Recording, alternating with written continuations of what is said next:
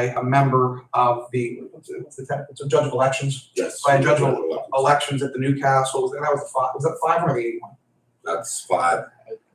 What was 8-1? 8-1. At the 8-1. This matter has been investigated by the Department of Voter Services, and the department has deemed it to be a credible complaint. And so to that end, unless there's any questions or comments to be made by members of the board or the elections director, we'll take a motion to refer it to the district attorney for further action. Questions or comments, Dan? I'll move to do that, but then I do have a concern. And I'll second that and turn the floor over to you for your.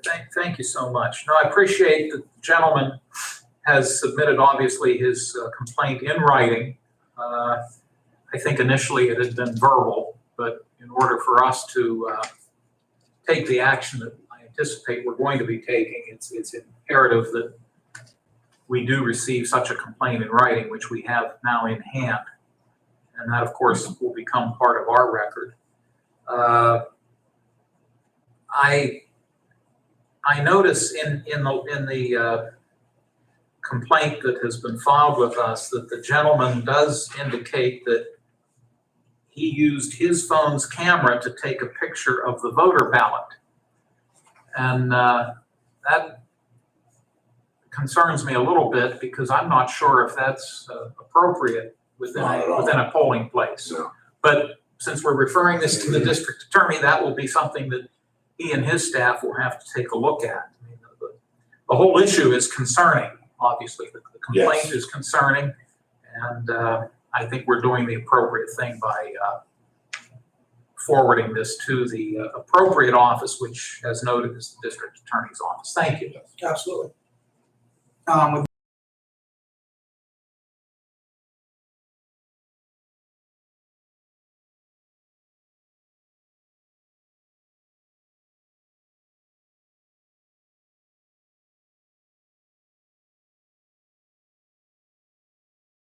That in mind, we have a motion, Dan, second, Boyd.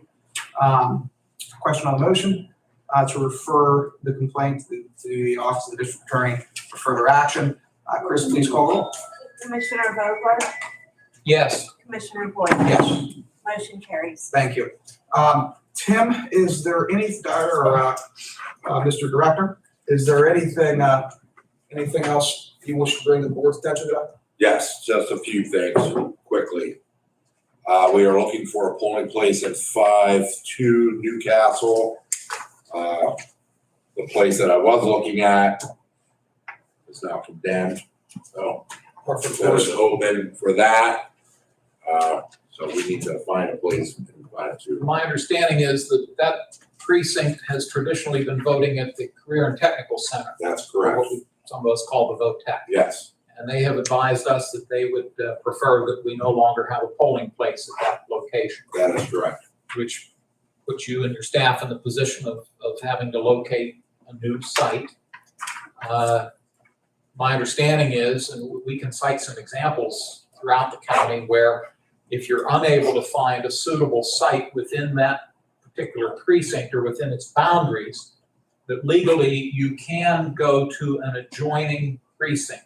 Yes. If there is space, if there's a site available in an adjoining precinct.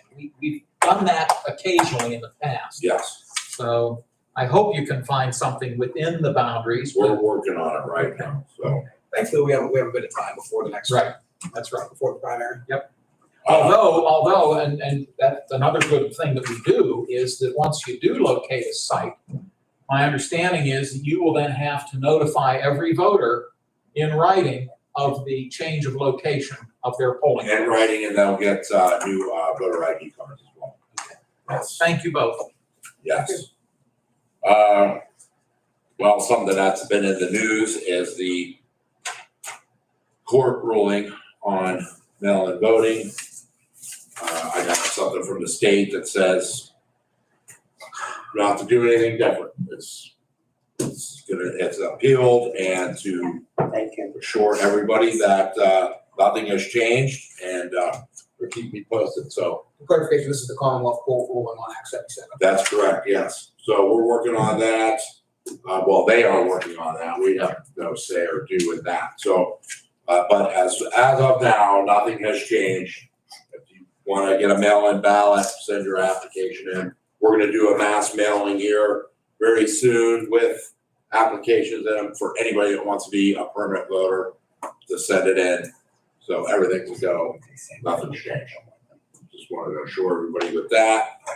And also, one more thing really quick. Well, and just to clarify on that point, us sending that application out, you are able to basically opt into receiving an application every election cycle, right? We're not sending out applications to the entire county.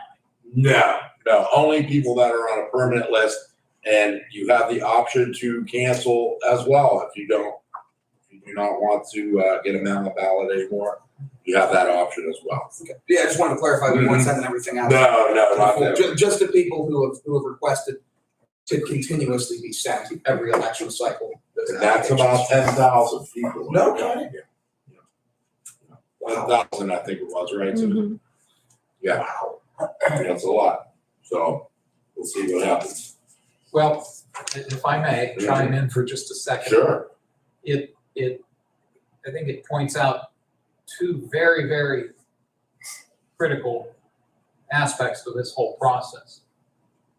Number one, prior to Act 77, and we've talked about this, but prior to Act 77, your office essentially handled in-person voting on election day and absentee ballots. Yes, That was it. that was it.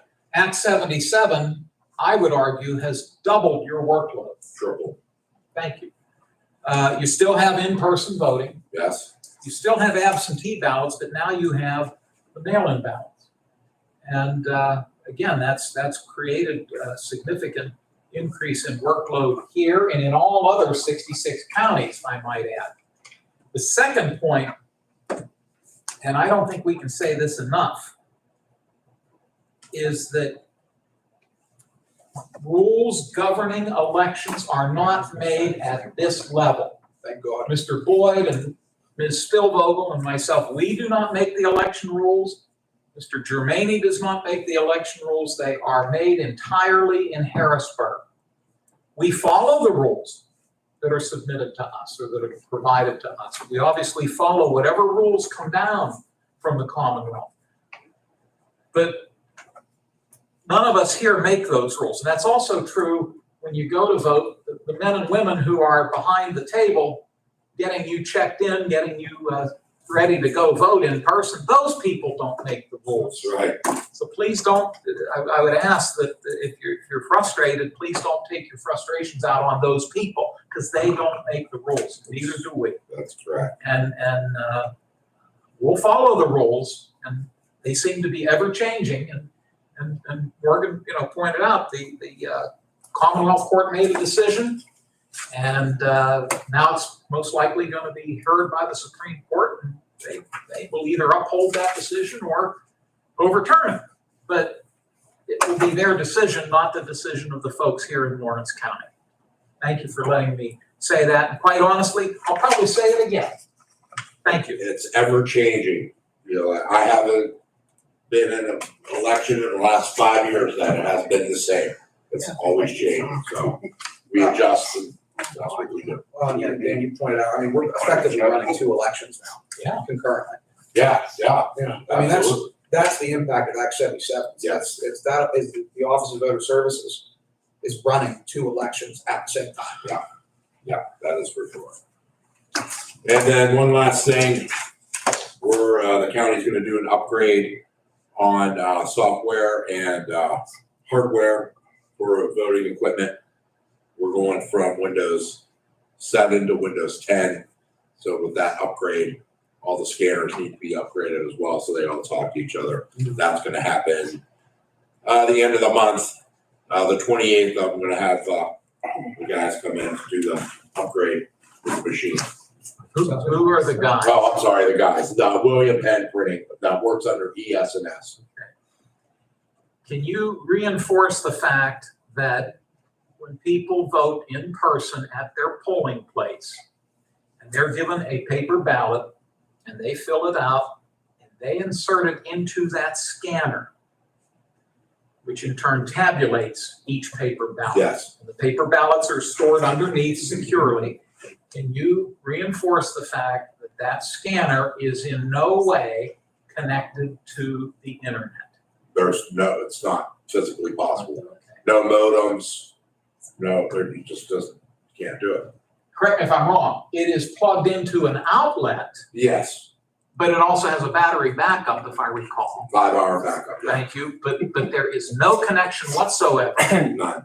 in those precinct scanners or any of the equipment or machinery that you use here to tabulate. None of them tie in with the internet, am I correct? That's correct. Correct me if I'm wrong, I don't even think that the computer that we use, whenever everything's being tabulated in each different machine to compile the results, I don't even believe that's connected to the internet. No, not at all. As a matter of fact, it's what we call hardened, and when we get it from ES&S, it's not capable. I mean, it doesn't even have an Ethernet plug. It just can't do it. Okay. So they have it hardened. All the equipment is certified by Pennsylvania, and that certification requires that there are no modems in any of the equipment that we use. So it's all in-house. Thank you both. Yes. Anything else? Nope, that's it. I just wanted to let the board know that we're gonna do a little upgrade. Appreciate your work. And, Yeah. and I understand we hired our new Assure operator. What is he started? He starts February 7th. Get you guys a little bit back up in there. Yes. It worked well. Do you have anything else you want to bring forth then? No, thank you, Mr. Chairman. All right, in that case, we will adjourn the Lexington Board of Elections. Excuse me, I have a question. Oh, okay, what do you got, Frankie? How come Tech don't want the election there anymore? Well, they just expressed a desire that there's a lot of work that goes into it. And they expressed a desire for it to be moved elsewhere. Does Tech pay taxes? I don't believe it does. No, I don't believe they pay property taxes, no. They don't. I don't believe there's a school now. So they can tell you then just to get out of Well, we're gonna try to accommodate their request.